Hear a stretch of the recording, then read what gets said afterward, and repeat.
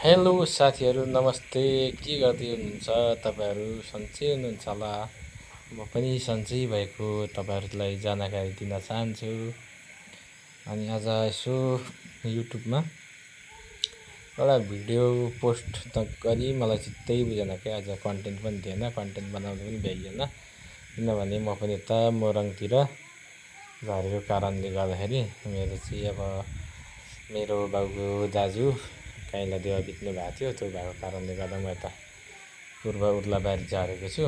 उर्लाबारीमा झरेको कारणले गर्दा अब त दाह संस्कारको काम अनि यसो आउने जाने मलामीहरूलाई व्यवस्थापन भन्नु के भन्नु त्यस्तै त अनि पिर परिराखेको बेला होइन, यताउता अब भिडियो बनाइरहेको थिएँ, कुरो नि भएन। हरेक म्यानेजमेन्टहरू पनि गर्नु पऱ्यो घरको मान्छे भएको कारणले गर्दा। अनि हाम्रो देवाको छोरीहरू चाहिँ अब युके बस्ने भएको कारणले गर्दा उनी चाहिँ देवा पनि युके नै बस्दै हुनुहुन्थ्यो। अस्ति भर्खर मात्रै आउनुभएको थियो। अनि देवाको चाहिँ असामयिक निधन भयो। अनि देवाको चाहिँ अब यस्तो बिराम पनि त्यस्तो लागेर हस्पिटल लानुपर्ने यताउता केही पनि थिएन। अघिल्लो दिनसम्म हामी बोलिरहेका थियौँ देवासँग, म सन्चै छु एउटा हो, पिर नगर, चिन्ता नगर भन्दै हुनुहुन्थ्यो। ठ्याक्कै अनि फोन आउँछ देवापछि काइँला देवा त छैन, सकियो भन्ने खालको भएको कारणले गर्दा चाहिँ अनि भोजपुरबाट पनि म पूर्वतिर काम गर्ने क्रममा म पनि टिममा थिएँ। अनि त्यतिकै आएँ। अनि आएर अनि आज हामीले चाहिँ हिजो साँझ राति लगभग 10-11 बजीतिर दाह संस्कार गरियो। अब राति हुनुको कारण पनि के हो भने अब युकेबाट आइपुग्दा ओर्दा टाइम लाग्यो, किनभने विदेशबाट आउनुपर्ने। अनि फेरि यो हाम्रो किराँत राईहरूको मुन्धुम संस्कार अनुसार हामी मुन्धुमी भएकोले गर्दा प्राकृतिक पूजा भएको कारणले गर्दाखेरि अनि फेरि सोमबार कटाउनु हुँदैन भन्ने एउटा हाम्रो चाहिँ पहिल्यैदेखिको एउटा संस्कार भनौँ चलन रहेछ कि। अनि त्यो भएको कारणले गर्दा राति भए पनि हिजो संस्कार्नु पर्ने भयो। त्यो भएकोले गर्दा अनि म चाहिँ अब भोलि घर अब भोजपुर निक्लिँदैछु बिहानको गाडीमा साथीहरू। अनि म भोजपुर पुगेँ, म तपाईँहरूलाई म चाहिँ भोजपुर आइपुगेँ है साथी हो भनेर भिडियो बनाउँछु अथवा अरू कन्टेन्ट बनाउँछु। जे भए पनि तपाईँहरू मेरो भिडियो हेर्नुहुन्छ नि त। त्यो भएको कारणले गर्दा अहिले 2-3 दिन भयो मैले अपडेट नगरेको युट्युबमा। घरि कता भएकोले गर्दाखेरि कन्टेन्ट बनाउनु एकछिन टाइम त लाग्छ। त्यो भएको कारणले गर्दा म तपाईँहरूलाई समयअनुसार मिलाएर कन्टेन्ट लाउने छु साथीहरू है।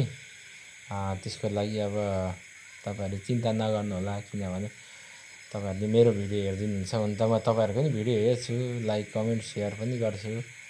अनि त्यो भएको कारणले गर्दा तपाईँहरूलाई पनि यो मान्छे कता गयो अचेल भिडियो लाउँदैन भन्ने लागिरहेको होला युट्युब च्यानलमा। त्यसो भएको कारणले गर्दा म भोजपुर पुगेपछि ल है साथीहरू म चाहिँ अब भोजपुर आइपुगेँ भनेर पनि भोलि भिडियो बनाएर लाउने छु। अनि हामी चाहिँ हिजो रातभरि अब क्रियापुत्रीहरूलाई अब पर्खिनु पर्ने भएकोले गर्दा रातभरि अब बसेको उज्यालो छ्याङ्गै बनाइयो। अनि एकछिन यहाँ अलिक ओरतिर दाजुहरूको घर छ, देवाहरूको अलिकति परतिर हिँड्दै जाँदाखेरि हाम्रो चाहिँ के भने लगभग 3 मिनट 4 मिनटको बाटो छ। अनि आज चाहिँ पर पनि धेरै मान्छे भएको कारणले गर्दाखेरि चाहिँ म यता हाम्रो दाजुहरूकोतिर आएर अहिले आराम गरिरहेको छु। अनि म भोलि बिहानै भोजपुर निक्लिँदैछु साथीहरू। तपाईँहरू कहाँबाट भिडियो हेर्दै हुनुहुन्छ कम्तीमा कमेन्ट त गर्नु न हौ। म यताबाट छु सबिजी भनेर भन्नुहोस् न हौ। तपाईँहरूको पनि म मिठो कमेन्ट सधैँ गर्ने गर्छु, कमेन्ट गर्छु। अनि सब्सक्राइब पनि गर्नुहोला, अनि मिठो कमेन्ट गर्नुहोला, लाइक गर्नुहोला, सेयर पनि गरिदिनु होला, किनभने तपाईँहरूले त्यो गर्नु नै मलाई मेरो लागि ठुलो सहयोग हो। र तपाईँहरूलाई पनि म त्यति सहयोग गर्नेछु। अनि मैले गरेको सहयोग पनि तपाईँहरूले ठुलै सहयोग हुनेछ। अहिलेलाई भने चाहिँ अब मैले भिडियो यत्तिकैमा बन्द गरेँ, फेरिको भिडियो आउनेछु तपाईँहरूसँग।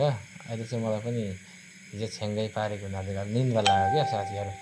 निन्द्रा लागेको हुनाले गर्दाखेरि अब म पनि सुत्छु। अब रातिको समय पनि निकै बितिसकेको छ। अब पर यता गर्दा उता गर्दा के व्यवस्थापन गर्दा ढिलो भयो। त्यो भएको कारणले गर्दा तपाईँहरूसँग अहिले चाहिँ म बिदा लिन चाहन्छु। तर तपाईँहरूले मेरो फुल भिडियो वाच गरिदिनु भएकोमा नि तपाईँहरूलाई धेरै धेरै धन्यवाद है, धेरै धेरै धन्यवाद। अनि सब्सक्राइब गर्न नभुल्नु होला, लाइक कमेन्ट गर्न नभुल्नु होला।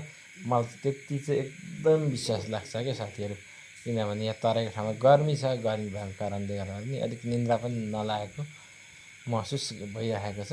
अब हुन त निन्द्रा त लाग्दैछ, तर झप्प निदाउनु सकिएन। अनि त्यो भएको कारणले गर्दाखेरि चाहिँ म तपाईँहरूलाई अर्को भिडियोमा फेरि पनि भेट्ने जमर्का गरेँ है त साथीहरू। अहिलेलाई भने बाई बाई, भोलि भेटौँला है त।